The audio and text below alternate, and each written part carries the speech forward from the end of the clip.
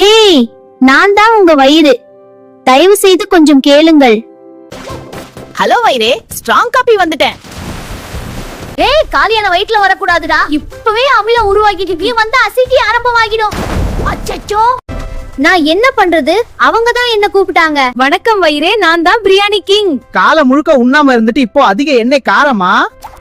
அப்போதான் gastric floating ஆரம்பம் ஆகும். ஏய், நான் பிரச்சனை இல்ல, மெதுவா சாப்பிட்டா நான் நல்லவன் தான். மிட்நைட் ட்ரீட் வந்துட்டேன். நான் இரவு வேலை செய்ய ஊழியன் இல்ல. இரவு நேரத்துல சாப்பிட்டா இன்டைஜஷன் அண்ட் ஆசிட் ரிஃப்ளக்ஸ் வரும். டேய், எனக்கும் கொஞ்சம் ஓய்வு வேணும்டா. நேர காலம் பார்த்து சாப்பிடு.